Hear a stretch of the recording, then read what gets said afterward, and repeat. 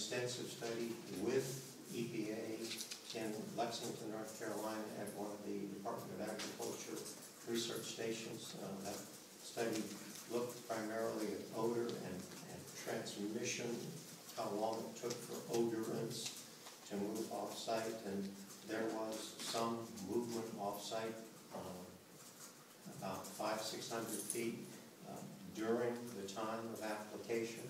Talk to anyone. He doesn't want to be led. He doesn't want to be pointed. He just wants to experience the community as if you were unfamiliar with it, as if you were a visitor. And he looks at the entire community, whether he's working. My name is Robert Rubin. I'm an emeritus professor at NC State University in the Biological and Agricultural Engineering Department. And I've been doing work with biosolids and land application for about 30 years. The 503 rule established federal guidelines for land treatment of waste, among other things, land treatment. The setback in the 503 rule was 10 meters. So that's the only setback that was in federal rule, 33 feet. And that's from a water body. From a water body, I'm sorry, yeah. That's the only setback that was established in rule.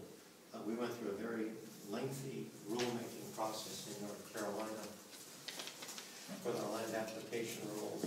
We have site restrictions about or around residences or places of public assembly, water bodies, roads, all. Minimum of 200 feet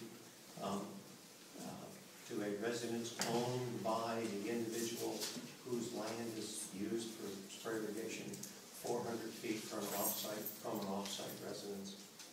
We did an extensive study with EPA in Lexington, North Carolina, at one of the Department of Agriculture research stations. That study looked primarily at odor and transmission, how long it took for odorants to move off-site, and there was some movement off-site, about 500–600 feet during the time of application, and within 1 day of the land application activity, odorants could not be detected except on the perimeter of the field. I believe Mr. Davis does have a copy of that study. I did forward it to him a month ago.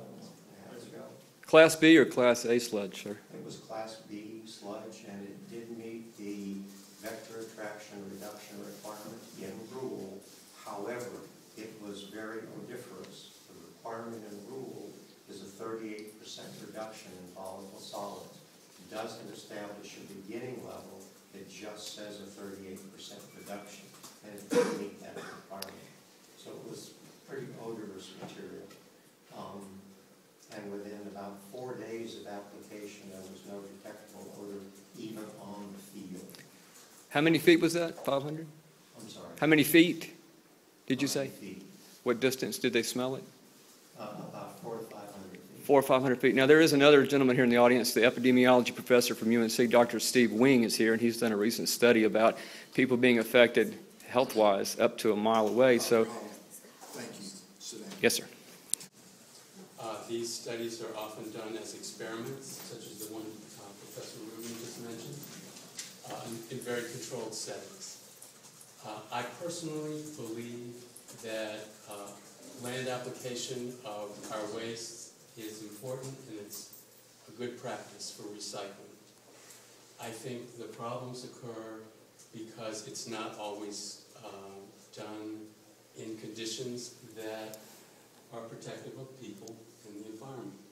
And I also want to compliment the engineers who operate the treatment plant here. I think, from what I can tell, they're doing a great job.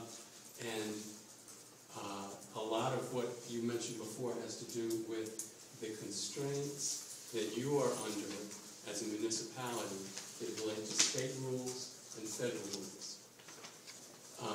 But I would say I do believe that this practice can, and sometimes does, harm people's health, even if it doesn't happen most of the time, and it doesn't happen under controlled settings that are created for monitoring the practice.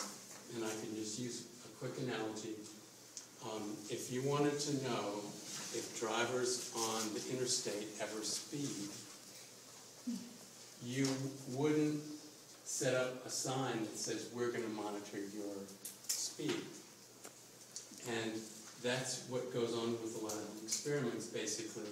The monitors are set up and the practice is evaluated in a controlled setting. It's not evaluated in the course of the normal activities, which are going on every day here in North Carolina and across the country. And they produce, those normal activities produce events routinely where people report health problems. So I just offer that for your consideration. Thank you, sir. You're welcome. Bob, ready to wrap it up? And I think what you hear here is you got two really smart people who have different opinions. I think that's what Bob basically said in the Virginia study. Is it this time we can ask the state to get opinions of everyone on board, who they choose to do so. In the meantime, when that's being done, we would honor the provision that council decided upon in May and not make application around schools. I think once again, you need to take this fight, this argument, or these arguments to the state legislature and ask for hearings. Excuse me, Mr. Mayor. I guess my next question, though, Mr. Mayor, is it clear, because there seems to have been confusion tonight, exactly what the council did pass at the May meeting? Brandon, did you use minutes, right? Which part do you want to read? What the motion was? We had a couple of consensus, because first of all, Councilman Ward stated that he reviewed the Senator contract, section 3.71, gives the city the direction to recommend a contractor not spray in certain places. He stated that the public had a reasonable request and asked staff to make a recommendation to council about this matter in terms of not spraying around schools. Councilman Ward stated that the city had discretion based on his reading of the contract, and the city had a say as to where the spraying will occur. Mayor Wall also agreed and asked staff to look into this issue and the spraying be ceased immediately during school days. Okay, during school days, he said. That's what I thought. I'm correct with that. That was my understanding, Mr. Mayor, and that's why I wanted to be sure I understood. I mean, at least what I remembered from having read about it was that it was during school hours that was the limitation. If I recall the elaborated discussion, it was that had been the policy some years ago, somehow it had fallen out of practice, and you had suggested that it be enforced again. Just to make sure, excuse me, Mr. Mayor, for the record, just for the record to make sure that we're correct, that tomorrow.